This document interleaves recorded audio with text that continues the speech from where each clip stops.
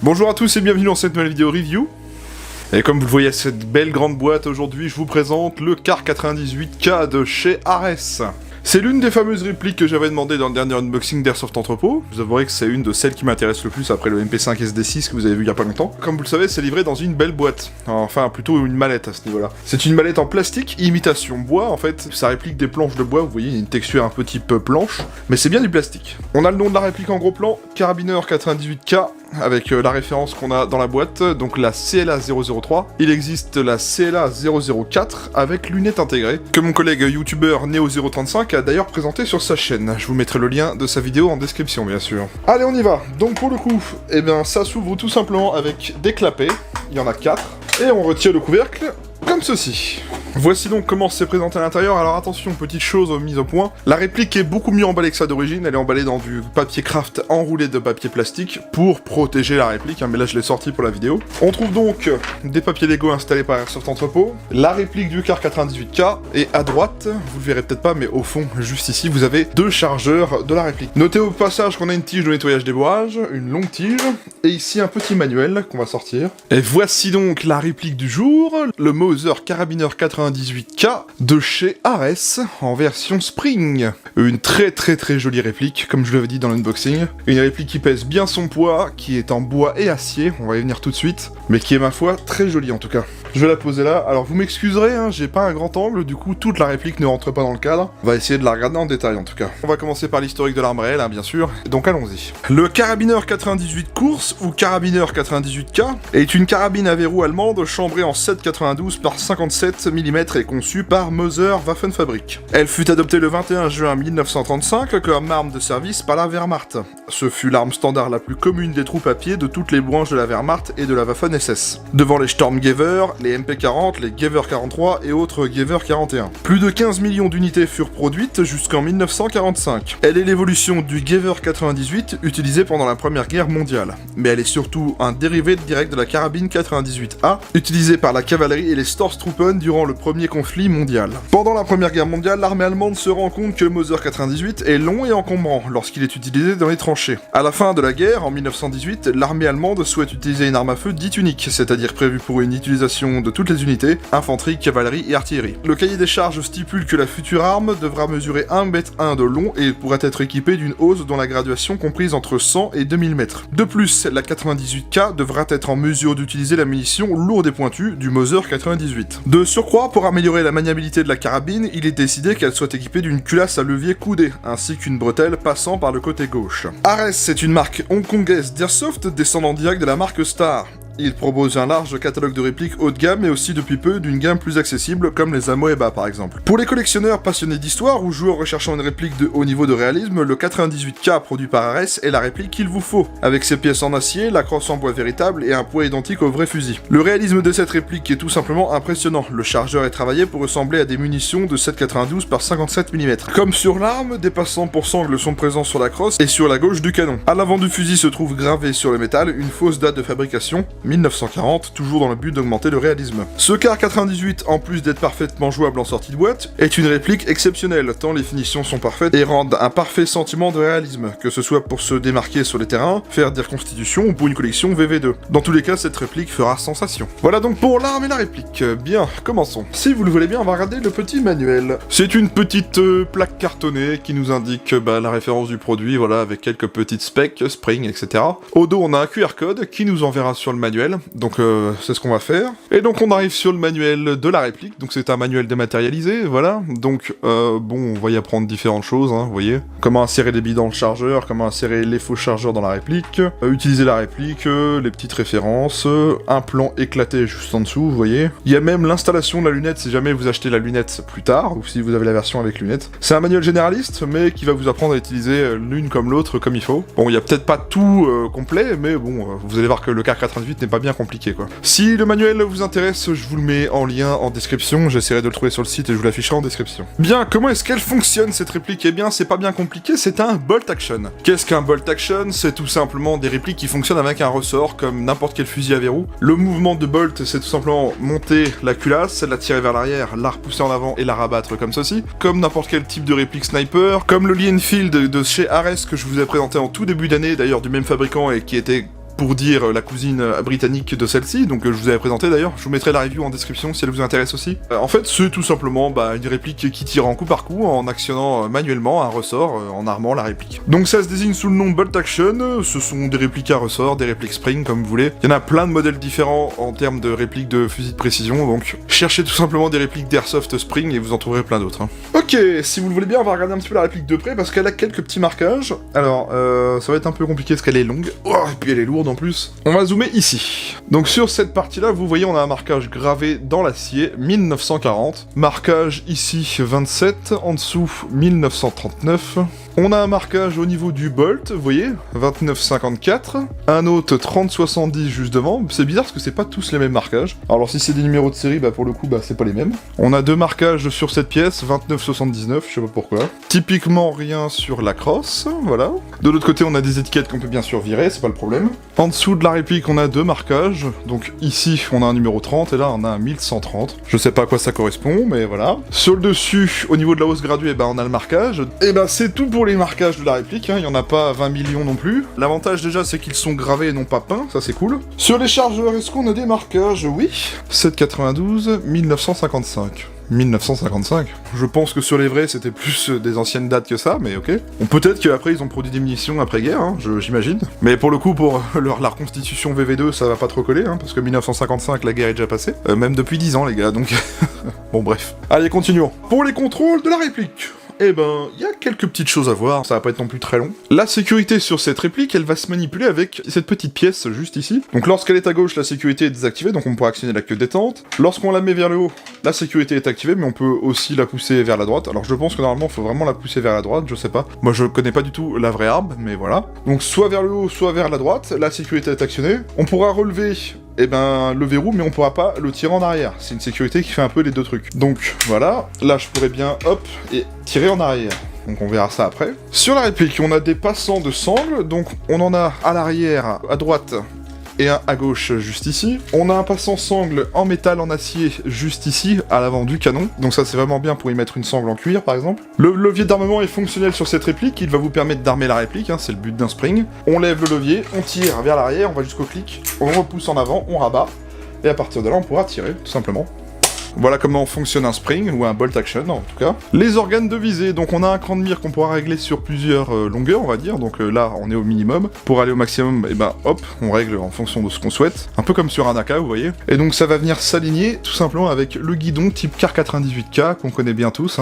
Voilà, donc non réglable, mais voilà on le connaît bien celui-là. Petit détail qui aura son importance pour certains, notez bien que lorsqu'on arme la réplique, le percuteur ici n'est pas fonctionnel, donc en fait on voit pas si elle est armée ou non. Il n'y a pas un mouvement de percuteur armé ou non, c'est un peu dommage, mais c'est comme ça. Pour insérer les clips dans la réplique, en fait, ça va se faire par le dessous. On a cette trappe juste ici. Pour l'ouvrir, on a une petite vis qu'on tire vers l'arrière, hop, ça ouvre la trappe, comme ceci. Attention, la trappe n'est pas maintenue, si vous le penchez vers l'avant, elle va se refermer. Et donc, on vient mettre nos clips garnis de billes, tout simplement comme ça. Alors attention, ne faites pas la même erreur que moi et mon collègue quand on a fait le test de tir, vous verrez ça, c'est plutôt drôle. Quand vous avez mis le clip dans l'emplacement, n'appuyez pas dessus parce qu'en fait, ça va directement exercer la pression sur la remontée des billes juste ici, et c'est déjà très sensible. Alors si vous appuyez dessus, ça va éjecter toutes les billes avant que vous ayez refermé. Donc posez juste le clip et refermez la trappe. Voilà, tout simplement. Donc là, quand vous aurez des billes dans le clip et que vous aurez inséré le chargeur et refermé la trappe, ça va monter directement en haut et à chaque fois qu'on arme, on tire et puis voilà. Donc pareil, pour le rouvrir, hop. Faites attention parce que le clip n'est pas maintenu dans le fond, donc faudra, si vous le penchez vers le bas, le clip va tomber par terre. Donc le clip en fait agit un peu comme un chargeur, donc on peut mettre 20 billes dedans, vous voyez, on a l'insertion des billes sur le dessus. C'est un peu un petit chargeur mid-cap, voilà. Comme je vous l'ai dit, cette petite partie là, la tirette qui remonte les billes jusqu'en haut, faites attention, elle est très très très sensible. Elle est bien ce speed loader. On s'est pris plusieurs fois des jets de billes en pleine tronche, donc voilà. Donc vous en avez deux dans la boîte, donc ça vous fait une capacité totale de 40 billes en sortie de boîte. Bon, c'est pas déconnant non plus. C'est à vendre au prix de 12,90€ chez Airsoft Entrepôt, vous pouvez en racheter en supplément. La chose un peu dommage de ce que j'ai compris et vu sur les forums et certaines vidéos, c'est que il a tendance à être un peu fragile ce système. En tout cas, je parle des clips, pas de la réplique, mais les clips ont l'air fragiles. Donc faudra peut-être faire attention en les manipulant, mais voilà, c'est un conseil que je vous donne. Et donc voilà pour les contrôles standards dans la réplique, y a pas 36 000 trucs à voir, c'est vraiment tout simple. Pour le réglage du hop-up sur cette réplique. Alors, ce qui est bien, c'est qu'on n'a pas de démontage spécifique à faire, on va juste avoir besoin d'un outil. Donc le hop-up va venir se régler sur le dessus, hop, donc c'est pas très esthétique par rapport au Enfield que je vous ai présenté au début de l'année. Rappelez-vous, le Enfield, il fallait tirer le levier d'armement, vous aviez accès à un petit trou qui ressemblait à ça. Et ben là, en fait, c'est pas caché, donc là, on a le trou de réglage du hop-up, on y met un petit outil, une petite clé Allen. Elle est pas fournie dans la boîte, malheureusement, ça c'est un point que je reproche quand même, c'est à vous de trouver l'outil qui va rentrer là-dedans. Puis bah, en fait, vous vissez vers la droite pour donner de l'effet, vous dévissez vers la gauche pour en diminuer. Ça fait comme le Lee Enfield, c'est une vis qui appuie sur une patte, un peu comme un tensionneur, et qui vient appuyer sur le joint hop-up pour donner de l'effet ou pas. La chose dommage, comme je vous disais, c'est qu'il n'y a pas l'outil de fourni. La chose bien, c'est que bah, y a aucun démontage à faire, donc c'est accessible. Alors après, la question que je me pose, est-ce que quand vous avez monté la lunette sur la réplique, si jamais vous avez la version avec lunette, est-ce que la lunette ne va pas venir vous gêner pour régler le hop-up? Ça c'est une bonne question. Si vous avez la version avec lunette, dites-moi, parce que ça m'intrigue bien de savoir cette chose-là. Voilà pour le réglage hop-up en tout cas. Pour le démontage de la culasse, pour éventuellement faire un petit entretien ou même pour changer le ressort, c'est pas bien compliqué, vous allez voir. On va se mettre au niveau de la culasse. Vous avez cette petite vis juste ici. Bon, vous inquiétez pas, c'est pas qu'elle est desserrée, c'est que je l'ai dévissée au préalable. Donc je le fais à la main, mais normalement c'est bien serré, rassurez-vous. Hein. Donc on va retirer cette vis, et on va tout simplement tirer cette pièce. Donc hop, ça va sortir un axe. Hop, voilà. Et à ce niveau-là, on pourra sortir, hop. Et voilà, là j'ai sorti le verrou, faire une lubrification avec de la graisse, nettoyer l'ancienne graisse, etc. Et bien sûr, à changer le ressort, si jamais vous souhaitez changer le ressort. Hein. Donc pour le remettre, eh ben, c'est pas compliqué, on fait tout dans le sens inverse. On appuie sur la queue détente, on pousse, on rabat, on remet la pièce de verrouillage, et bien sûr, on remet la petite vis qui maintient le tout, voilà. Et voilà en ce qui concerne le démontage et le changement du ressort. Vous voyez, on a juste à retirer une petite vis, à retirer l'axe, et on y a directement accès, ça c'est bien. Donc petite info que je voulais vous mentionner quand même, sachez que cette réplique, comme je vous l'ai dit au début de la vidéo, est disponible en autre version. Je vous l'affiche en écran pour que vous puissiez voir à quoi elle ressemble. C'est tout simplement la même réplique que celle-ci, mais avec la version lunette intégrée. Donc sachez aussi que Ares vend la lunette à part, si jamais vous avez acheté la réplique de base mais que vous souhaitez y monter la lunette. Il y a tout un kit pour pouvoir l'installer, donc je sais pas combien ça coûte. À la rigueur, si je le trouve sur le web, je vous l'afficherai à l'écran pour vous montrer à peu près combien ça coûte. Mais c'est pour vous donner une idée. Donc voilà, c'était un point que je voulais mentionner quand même. Bon, je vais vous montrer un petit peu comment réagit la queue de détente d'origine. On va faire un petit test de tir à vide, entre guillemets. Ok, donc j'ai armé la réplique, il n'y a pas de bille, il n'y a pas de chargeur de toute façon. Bon, on a un tout petit jeu, mais très léger, vous voyez, comme ça. Ah, il y a un bon kilo de pression, Et là, ça part. Très bien. Ouais, donc c'est vraiment comme n'importe quel spring, on a une résistance très prononcée à partir du moment où c'est armé. Ça part, et voilà, on est au bout de la course. Ok, très bien. Bon, une fois que c'est armé, on a directement la queue détente qui est dure. On a un tout petit jeu, mais très très léger. Chose intéressante, contrairement au Lee Enfield, la réplique est un petit peu différente dans l'actionnement. On va avoir deux ressorts. L'un quand on tire vers l'arrière pour, entre guillemets, armer, et l'autre pour repousser. Donc l'autre, il est directement intégré autour du canon interne. Ça permet en fait de garder l'étanchéité entre le nozzle et le canon interne. C'est un peu bizarre comme système, parce qu'en fait, on sent qu'on a deux ressorts. Un qui tire et un où on pousse, pour comprimer. Parce que limite, celui qu'on tire est plus dur, et celui qu'on pousse, on le sent, mais il est vraiment pas gênant. Là, je pousse, mais c'est vraiment plus léger qu'avant, quoi. Il me semble que c'est pour garder l'étanchéité entre le nozzle et le canon. En tout cas, voilà, c'était juste un petit point que je voulais vous dire aussi, si jamais vous posiez la question de savoir si c'était normal ou pas. Alors, au niveau matériaux et finition. Alors, c'est là que j'aime beaucoup cette réplique, parce que déjà, pour les parties métal de cette réplique, tout ce qui est partie noire ou grise, c'est de l'acier. Il y a rien en zamac, c'est que de l'acier. Même pas de l'alu, c'est que de l'acier. Donc comme ça, c'est réglé, ce qui fait que ça fait une réplique très réaliste, et forcément pour les parties bois, oui, c'est du vrai bois. Et ce que j'aime beaucoup, c'est que le vernis du bois est juste parfait pour moi, je trouve. En sortie de boîte, on n'a pas un truc qui fait jouer, loin de là. Franchement, si vous achetez cette réplique pour faire de la collection d'art, constitution, ou mettre sur un mur, là, vous avez toutes les possibilités. Vous pourrez jouer avec en sortie de boîte parce que vous allez voir qu'au test de tir, les perfs sont pas déconnantes. Vous pourrez le mettre sur un mur parce que pour décorer, c'est vraiment pas déconnant non plus, c'est même plutôt joli. Vous pourrez faire de l'art constit avec, mis à part les clips qui font pas trop réaliste pour le coup, je suis bien d'accord. Mais juste pour avoir la réplique dans les mains, ça fait quand même plutôt réaliste. Et pour tirer dans le jardin, ça fait largement l'affaire parce que vous vous amuserez quand même avec cette réplique. Je sais pas ce que vous en pensez, mais regardez-moi de long en large, les finitions. Elles sont parfaites. C'est du bois lamellé collé. Le vernis est juste parfait, et bien sûr les pièces métalliques sont en acier, donc tout est aimanté. Mais je crois qu'à ce jour c'est une des plus belles que j'ai vues sur la chaîne en tout cas. La dernière fois que j'avais fait un Car 98 c'était le D-Boys avec les cartouches éjectables à gaz, bon c'est pas le même tarif non plus, mais entre les deux c'est vraiment celle-là qui est la plus jolie et la plus réaliste en termes d'aspect externe. C'est bien beau, c'est réaliste, c'est joli, mais le prix va s'en ressentir aussi, on va voir ça à la fin de la vidéo. Voilà, en tout cas pour l'aspect finition et matériaux, moi je donne un excellent point à cette réplique. Parlons maintenant des caractéristiques techniques d'origine. Alors c'est c'est une réplique de calibre 6 mm à propulsion Spring, disposant des modes de tir sécurité et semi-automatique uniquement. Elle est annoncée par son fabricant à 1,6 joules, soit à peu près 420 fps. On verra ça au test chronie pour le coup. Elle fait une longueur de 1095 mm, la longueur de son canon interne est de 550 mm.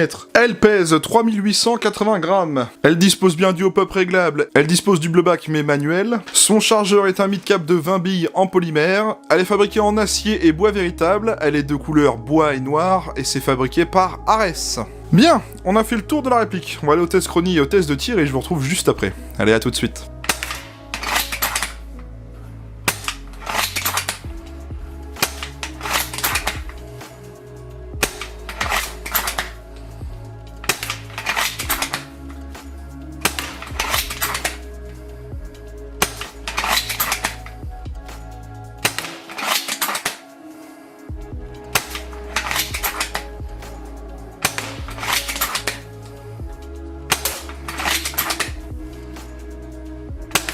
On a une moyenne de 430 fps, voire même 435. C'est une réplique faite pour engager de loin et puis c'est tout quoi. Nous testons aujourd'hui le Car 98K Spring de chez Ares. Allez, allons-y. Ah d'accord. Premier tir raté pour le grand youtubeur.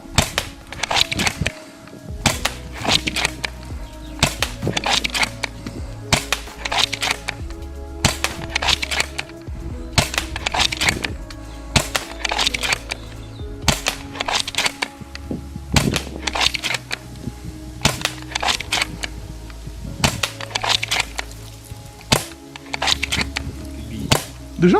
Oui.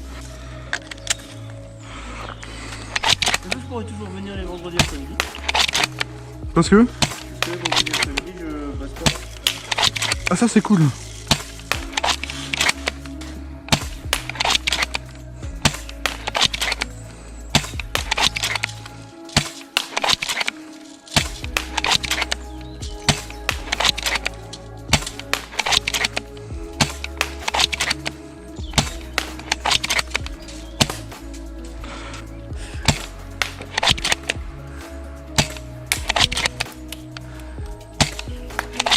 Putain.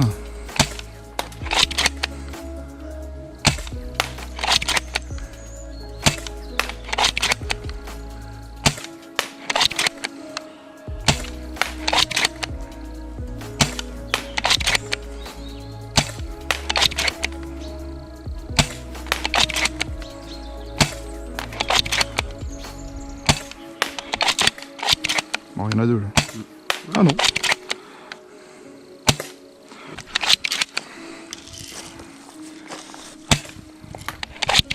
Ah, il tire loin. Hein. Regarde ça. Ça file droit. Ça doit taper fort ça. Je pense au moins 420.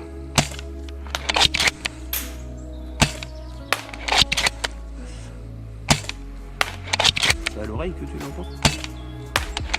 De quoi que ça tape? Oui. À 400. Non mais le Lenfield c'est comme ça. Puis Ares ça tape fort, hein, généralement. C'est mon Kongé de base donc.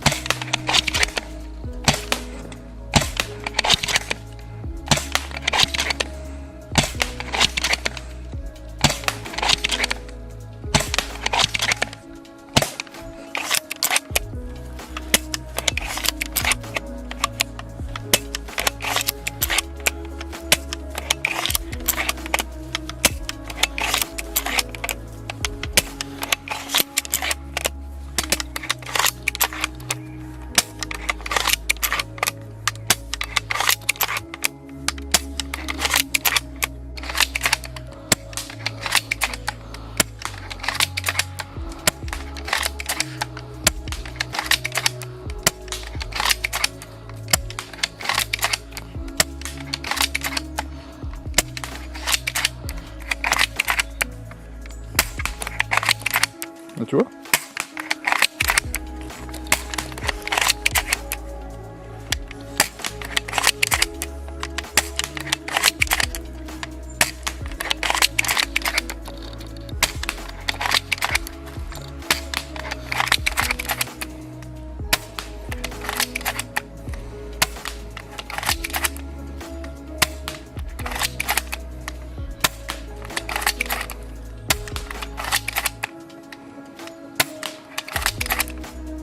Je ressens donc du test de tir, alors que vous dire sur cette réplique? Écoutez, moi j'ai trouvé ça convaincant. En sortie de boîte, vous pourrez aisément jouer avec cette réplique. Lors du test de tir, j'étais à la 0.30 comme j'ai fait pour le Lee Enfield. Bizarrement, le Lee Enfield, j'en étais très content dans le sens où, je me rappelle de la vidéo où j'étais qu'avec les organes de visée et même à 45 mètres, on faisait mouche sans problème. Là, ça a été un peu plus compliqué parce que, en soi, elle a une excellente portée, hein. C'est pas le problème d'origine, on touche de loin, avec un hop-up bien réglé. Je sais pas pourquoi, peut-être que le tensionneur sur ce modèle est un peu mal monté parce que j'étais obligé de compenser vers la droite. En fait, dès le début, vous avez vu que j'ai raté mon premier tir parce que, moi j'avais bien les organes de visée sur la cible, ça partait à gauche. Donc il a fallu que je compense à droite. Le Lee Enfield, j'en étais très content, mais le Kar 98, il m'a laissé un petit peu une petite déception pour le coup. Si on retouche un peu le tensionneur, peut-être qu'on peut régler le problème, je sais pas si c'est vraiment ça, mais voilà. En tout cas, sachez que en termes de portée, c'est clairement suffisant. Le petit point quand même qu'il faut revoir en sortie de boîte, comme vous l'avez vu, c'est la puissance. Ça va dépendre des modèles. Je sais qu'il y en a certains en vidéo, ils tapent à 400, il y en a d'autres, ils tapent en dessous. Après, pour jouer en extérieur, en forêt, ouais, c'est clairement plus recommandable, on va dire. En CQB, ça va être compliqué déjà vu la longueur de la réplique. En CQB, vous allez peut-être vous faire plus chier qu'autre chose. Et c'est quand même jouable en sortie de boîte, c'est ça que je veux vous dire. Le petit point négatif que je donnerais à la réplique, eh bien, c'est ces fameux clips, les fameux chargeurs. Ils me paraissent déjà fragiles à l'utilisation. Ils sont un petit peu,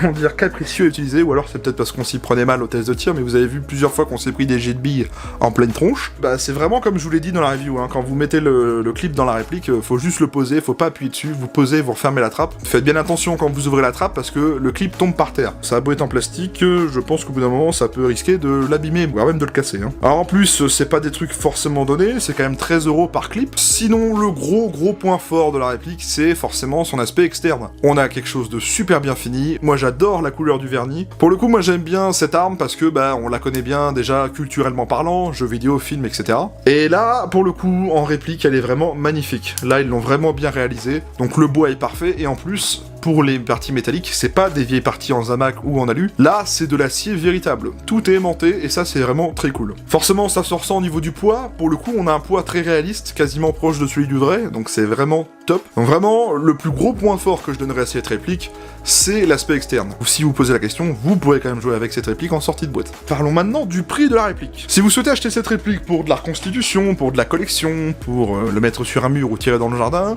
c'est quand même une réplique qui n'est pas donnée, il va falloir le savoir, hein. C'est une réplique qu'on trouve chez Airsoft Entrepôt à 599,90 €. Ouais, c'est quand même beaucoup d'argent pour une réplique d'Airsoft, je suis d'accord, mais là on a quand même quelque chose de vraiment très propre en termes de finition et en aspect externe. C'est livré en mallette rigide, donc non pas avec une vieille boîte cartonnée toute moche. Les matériaux employés sont quand même de très bonne qualité, donc je peux comprendre que ça puisse être cher. Bon, je dis pas que c'est le truc le plus performant que j'ai vu en sortie de boîte, mais il y a largement de quoi jouer avec en sortie de boîte. Je m'attendais pas vraiment à un prix très abordable, au contraire, hein. Le Lee Enfield c'était à peu près la même histoire. Il me semble que la partie avec lunettes est même un peu plus chère, je sais pas exactement, parce que Airsoft Entrepôt l'a pas sur le site. Donc je suis désolé, mais si vous souhaitiez vous prendre cette réplique, le seul moyen de la prendre, c'est d'avoir les billets, quoi, clairement. Comme je vous l'ai dit dans cette vidéo, les petits clips supplémentaires sont à vendre également chez Airsoft Entrepôt au prix de 12,90 €. Donc si vous en achetez plusieurs, oui, ça fait vite monter le panier, mais c'est comme ça. Voilà en ce qui concerne donc les prix. Bien, je remercie beaucoup Airsoft Entrepôt qui m'a prêté cette réplique pour en faire la vidéo. Je vous mets le lien de leur site, de tous les réseaux sociaux et bien sûr du Kar 98 et des clips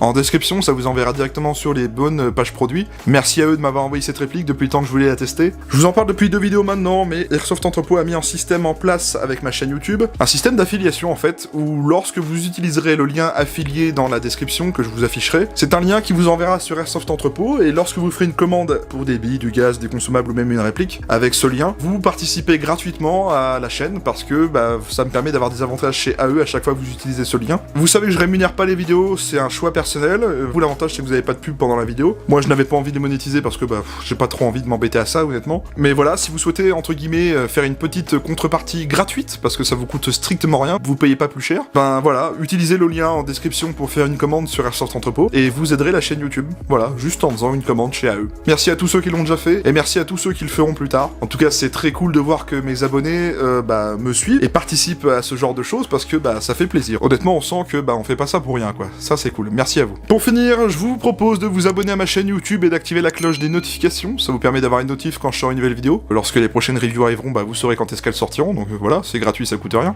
J'ai également Facebook et Instagram, ce sont mes réseaux sociaux, les liens sont en description. Ça vous permet d'avoir du contenu bonus, des stories, des posts communautaires, des photos. Quand je vais jouer à l'Airsoft par exemple, je fais des stories, donc c'est un contenu bonus, hein, c'est en plus des vidéos YouTube, donc si le cœur vous en dit, les liens sont en description et c'est totalement gratuit. Si la vidéo vous a plu, n'hésitez pas à mettre un pouce bleu, ça me permettra de voir si le contenu vous a plu ou non, si vous avez aimé la réplique, si vous avez avez aimé la review. N'hésitez pas à me dire ce que vous avez pensé de cette réplique, n'hésitez pas à me dire si vous avez des répliques de chez Ares, ou même ce car 98 Ares, ou même le Lienfield Ares. J'aimerais vraiment avoir des retours de joueurs qui possèdent cette réplique, parce que ça me tente bien de savoir ce qu'ils en pensent. Au contraire, si vous n'aimez pas la marque Ares et si vous avez déjà eu des problèmes, pareil, n'hésitez pas à le dire. Les commentaires sont là pour ça, pour débattre et échanger, donc je vous encourage vraiment à le faire en tout cas. La vidéo est dès à présent terminée, j'espère qu'elle vous aura plu. Je vous souhaite à tous un très bon week-end et de bonnes parties si vous allez jouer ce week-end. Moi je vous retrouve très vite pour une autre vidéo review. En attendant, prenez soin de vous, portez-vous bien, et salut à tous.